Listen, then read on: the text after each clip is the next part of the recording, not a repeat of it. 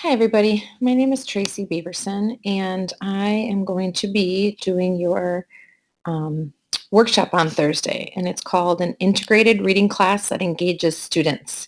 You can find me on Twitter at TE which is just my personal, and then Beaverson5, which is my class account. And I have the picture of the rocks here because it really is a balance of many different things. It's not just one thing that makes it engaging, and also it says integrated, so it's really integrating lots of different things together. And everything all relates to best practice around the 4 C's, best practice around choice, around technology, and then also bringing in our CLR work. I feel like my 4 key components, if I really narrow them down, are the CLR, student choice. The picture of the Grand Canyon and the thumb there is connecting with students in the classroom, as well as connecting students to people and places outside of my classroom. And then the very last one is just all the different tools that we have on our iPads, on our Chromebooks, and the technology that we have at our fingertips. I really am going to focus on just the 3: choice, technology, and connections. The CLR, the book is out there. We can talk more if people are really into it. I'm going to a workshop next week, so I'm just waiting to hear more before we really dive into that. And so that is a part of my reading, but I really want to focus on the other 3, if that's okay. So connections. Your Facebook is your personal network, and then Twitter is your learning network. And so through Twitter, I have connected with other classes, other authors, other people, just have been inspired. And so if you're not on Twitter, we can definitely talk more about that later. But here, what happened is Kathleen Roller over at Meadowbrook posted something on Twitter: hand up, stand up, pair up. And as my students were silently reading, I was going through Twitter, saw that and said, we need another way to share. And so I did it, and I put it out there. And then Colette Kastner over at Glen Lake saw mine, and then she did it as well. So it was this spark that was lit, and we were able to share amongst the 3 elementary schools using Twitter. Through Twitter, I've connected with different authors of books that we are reading, or with Dan Gutman. He was giving some advice for my daughter who was doing her author study. And so Twitter is a great way to connect with authors. Here, the kids were doing a walk and talk about the 2 books, A Long Walk to Water by Linda Sue Park, and Home of the Brave by Catherine Applegate. And so I put this picture out and tagged both the authors, and they both replied. And it just really makes the reading more fun, more engaging. The students are excited that the author, the person who wrote these words, knows that they are reading it. And so this really is a combination of technology and the CLR.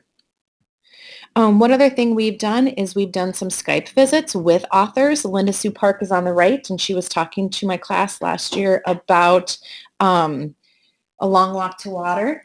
And then on the left, we have Kate Messner, who was talking to a 2nd grade class and my 5th graders about some of the books that she has written. And so in one of my surveys to my students to see if I really had an engaging reading class, I asked them whether we should do more Skype visits. And there were 43 responses, but yes, everyone said definitely do it again. And so I did it again this year, and it was just a phenomenal experience. We've also done a lot of mystery Skypes where the classes are trying to figure out where the other class is by asking yes or no questions. Great use of geography skills. And then during the week of Hour of Code, we Skyped with a guy in his office who codes for a living. And so the kids really enjoyed that as well. And then when we think of connections, there are online connections, and I've used Seesaw a little bit, KidBlog, and also Google Classroom, where students are connecting with one another online, mostly within the students in the class, but through KidBlog and Seesaw, we're also able to connect with other classes that are using that tool outside of our classroom, outside of our district, and outside of our state. And with a mix, especially thinking bringing in the CLR, nothing is all face-to-face verbal, nothing is all technology. We do a mix. And so we've done Socratic seminar, campfire discussions, which is CLR, novel group discussions, cats and fishes, which is Avid and CLR. So there's just many different things that activities that we do where the kids are face-to-face and online discussing books, discussing novels, discussing articles, and critically thinking, and creating and communicating and collaborating. So it brings in all of those 4 C's. And just a little bit about the different technology pieces. So one of my major go-tos is Classroom. You can have many different classes, more than one teacher now, which is awesome. Due dates, feedback, grades, a variety of assignments, skipping the whole sharing and naming step. You can find the work quickly and easily. And so Google Classroom has definitely changed my world. These are bookmarks that my students created on Google Drawing for different books throughout the year. When my students, when we do a novel, they have to annotate. And in the beginning, I created the bookmark for the students. And then as the year went on, the students created their own bookmarks and they created their own ways to annotate depending upon the book and depending upon what genre it was. And so these bookmarks were all created by students, and then I would print them in color, laminate them, and give them to them as they went home to read. And it just really, one, gave them the power, and two, it was something that they made and helped a little bit. There is many, many different ways to get quick data from students. Kahoot is an oldie and a goodie, but now there is Kahoot Teams that you can do. There's Socrative. There's quizzes. Quizlet Live is something new I have yet to try, but seen it and it looks awesome. Plickers, Google Forms, I use a ton. Pear Deck, and I'm sure you have lots of other ones to use as well and to share.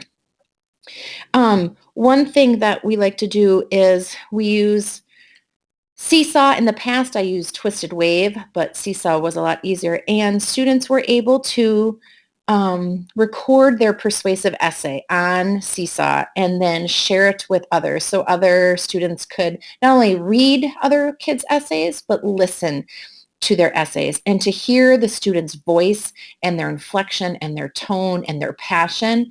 And just to be honest, their personality and their quirkiness was just phenomenal. If you want to stop me now, I think you might, and then play Sam's persuasive essay. It just is awesome. And when we graded them, we listened to it and we also read their essay. Some of my favorite sites for additional materials are Tween Tribune, the Learning Network, Newsomatic, News ELA, Common Lit, Paired Text. And so hopefully these are maybe new things, or if you have other online sources you can share, that would be great as well. And the other thing is choice. I give my students choice a lot of the books they're going to read, of how they want to annotate. Do they want to use a bookmark or not? Do they want to have a face-to-face discussion today or an online? Sometimes even now with the CLR and all the different strategies of sharing and collaborating, we'll ask the kids, how do you want to share? Campfire discussion, cats and fishes, just talk to your neighbor. And so we give our students a lot of choice. And I love this quote, which really fits with it. Great teachers engineer learning experiences that put students in the driver's seat and then get out of the way. And so that's what I'm trying to do more and more. Here's an example of, we just finished at the end of the year Fish in a Tree and Crossover, and the students had a choice of end of book projects. And this badge was created by one of my students, and he figured out how to get this Fish in a Tree logo or font into Google Drawing. He knew how to change the color so it was the exact color of the book, or it fit from the font, the hex code. And this is his saying, I'm having trouble, it's not the same as I can't. And if you click on up here as well, the kids could write a letter, they could create a sequel or an ending, they could create a poem for crossover, and the work that we got was just awesome and phenomenal and super creative, and the kids just really showed what they can do and what they're strong with. And I just loved it. I can't wait to do this with my third graders next year in the beginning of the year. It's a great book for, I think, beginning of the year. Um, Here's just a way for the kids to look at a lot of different books and to choose maybe a book that they want to read next. This was musical books where you just put a bunch of books that the kids are reading at their spot, put the music on. This kind of musical books or chairs, no one gets out. And so this was a great way for kids to share books instead of book talks where you only listen to one or two kids and it takes a long time. So this was a great activity. And that's just them checking out the book as they are sitting.